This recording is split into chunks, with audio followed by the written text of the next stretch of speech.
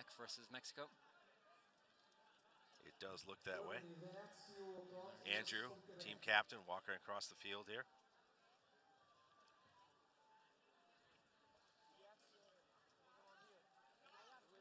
Just going to give him a few minutes to recover from the last bout.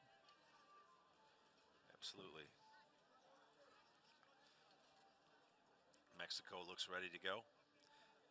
Again, we're always excited when we get new countries, especially countries that don't have this sort of combat as their history, who come out and fight.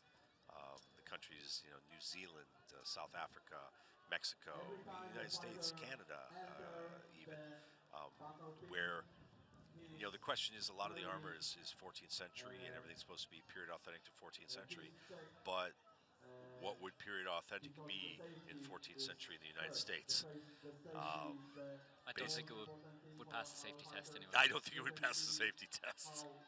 But yeah, it's great to see countries that don't have this heritage traditionally coming out here. I think they can be the most passionate teams about it. They absolutely. have much more of a struggle to get involved, and especially ones coming huge distances from the Americas and New Zealand. That takes dedication. Well, New Zealand, they're halfway around the world. And, I competed in New Zealand last year in jousting, and the flight from the United States is brutal. You get about halfway across the ocean, you go, why am I doing this?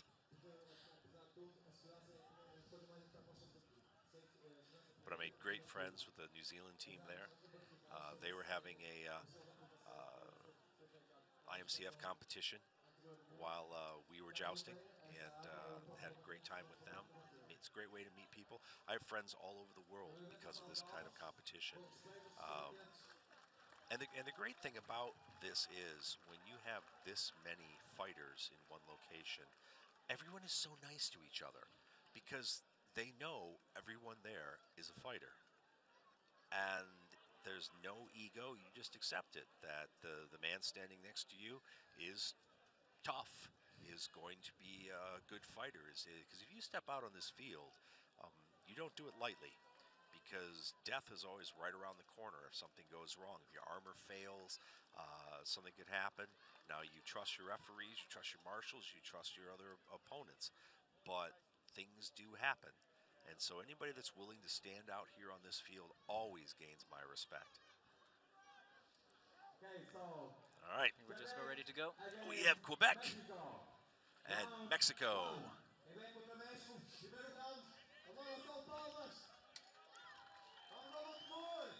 And they're off. Again, we got 2-1-2 from Quebec. Mexicans coming in more or less matching that. Again, giving up one flag. Trying to hold the center. Goes to the rail. Got a 2-on-1. Quebec looking for a quick takedown. Not getting it. The Mexican gentleman is standing up very well. Here comes a Quebec fighter in for a hit.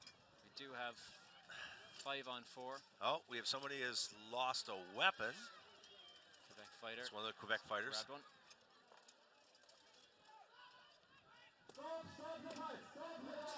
Stopped the fight when it got to 3-on-1. Yes. Some confusion there because the Quebec fighter was running back to his line to get a weapon. Now remember, ladies and gentlemen, you have to have a weapon in your hand while you're fighting. If you lose your weapon, you have to either pull another one out. A lot of people carry auxiliary weapons on their belts.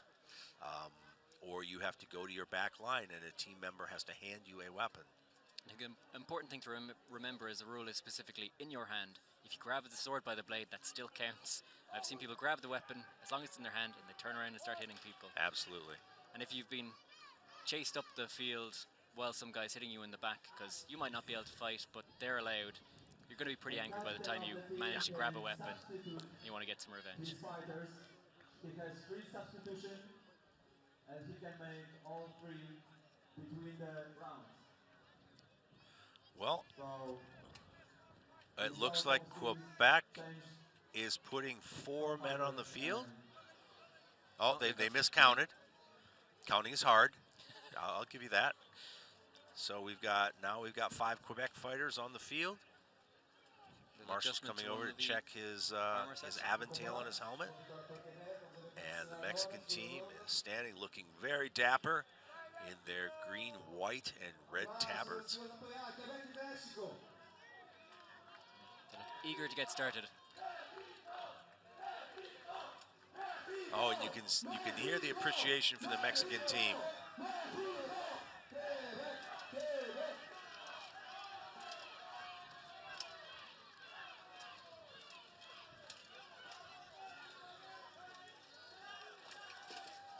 Oh, and a tactical mistake by Quebec might cost them. But luckily, one of the big Quebec fighters put down one of the Mexicans. That was a good dodge from Mexico. They saw the charge coming and they slipped out of it. Very Quebec nicely ended up on done. the ground. Still 4-4. And here comes the Quebec fighter to help out his opponent. Oh, we are now 3-2. And 3-on-1, and that's it. And Quebec comes out on top. As Quebec are 2 for 2 now. That was an impressive set of fights from them. Excellent job. Excellent job by Quebec. Excellent job from this very new Mexican team. They showed a lot of heart. They came out, fought very hard, did a very good job. And you have to ask yourself, how good are they going to be next year? Exactly, exactly. You can never count anyone, out on this because a year is a lot of time. And, you come out here your first time, this is a baptism by fire. And you're going to learn a lot and take that back home with you and share that with your teammates and the other people that you practice this sport with. And, and then you tell the stories of the feats that were done here, and people become more interested, and your club grows. And I know personally, I'm never more fired up than when I've just come back from a tournament. Always ready to get back into training as soon as I get back. Oh, absolutely.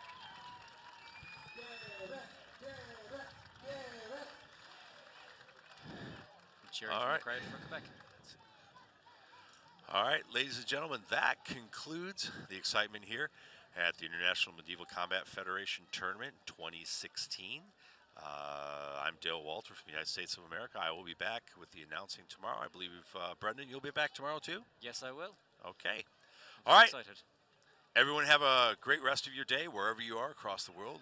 We hope you've enjoyed our broadcast today, and we will be back tomorrow. Tomorrow on Friday, the 27th. We will have male and female longsword competitions, Pool B of the 5-on-5s, and then Pool C of the 5-on-5s. And the end of the day tomorrow is a little event we call Kill the King. That is an all-on-all competition. You divvy up all the fighters that want to participate into 2 teams, and you have a massive battle on this field, so don't miss that. All right, signing off the International Medieval Combat Federation Championships. Thank you for tuning in, and have a great rest of your day.